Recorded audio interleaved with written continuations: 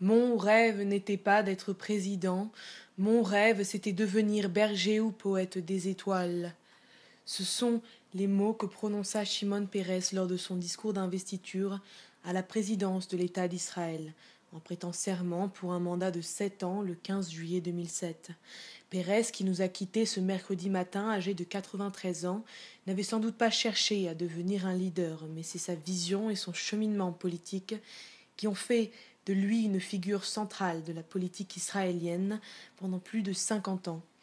C'est la dimension politique, historique, sociale et même culturelle de Shimon Peres qui ont fait de son décès hier matin la une des journaux internationaux et même celle des médias arabes. Car en plus d'avoir été ministre dans 12 gouvernements israéliens, dirigé 3 fois comme Premier ministre l'État hébreu, puis en tant que président d'Israël, Shimon Peres, c'est aussi le prix Nobel de la paix 1994. C'est en effet après avoir été battu par Yitzhak Rabin pour la direction du Parti travailliste que Peres, à nouveau nommé ministre des Affaires étrangères, se bat alors pour l'ouverture de négociations sur l'avenir des territoires administrés avec l'Organisation de libération de la Palestine de Yasser Arafat. Il participe activement aux pourparlers de paix avec les Palestiniens qui menèrent aux accords d'Oslo. Ce sont ces mêmes accords qui lui ont valu le prix Nobel de la paix qu'il partagea cette même année avec Yitzhak Rabin et Yasser Arafat. Une personnalité qui fut donc récompensée d'avoir contribué au rapprochement des peuples, à la réduction des armées permanentes et à la propagation des progrès pour la paix, selon les volontés testamentaires d'Alfred Nobel. Nobel qui entendait décorer les hommes et les femmes dédiant leur brio et leur énergie à la lutte pour la paix, aux droits de l'homme, à l'aide humanitaire et à la liberté.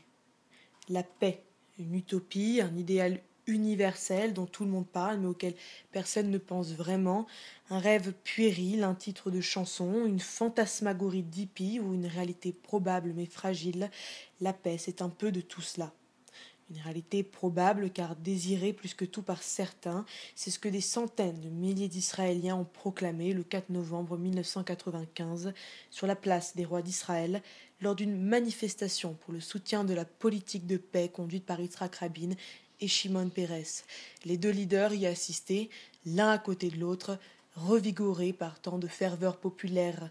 La nuit est tombée, les festivités battent leur plein, l'engouement pour la paix, palpable, magnétique, devient presque insoutenable et les leaders et la foule entonnent le chant de la paix israélien, Shir la Shalom, repris par des centaines de milliers de voix plus puissants que jamais.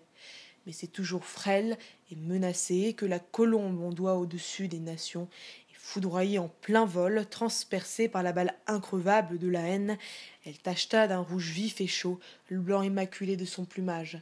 Touchée par 2 balles, tirées à bout portant dans son dos, à quelques mètres de Pérez, Yitzhak Rabin s'écroule ce soir-là avec, dans la poche de sa chemise, les paroles de Shir la Shalom, tachées de son sang. La dépouille de Shimon Peres sera présentée une dernière fois au public israélien auquel il avait voué sa vie.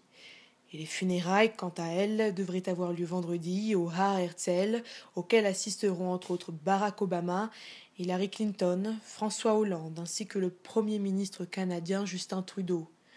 Parmi tous les hommages qui, hier matin, ont afflué, nous avons retenu celui de Yoni Perez à son père.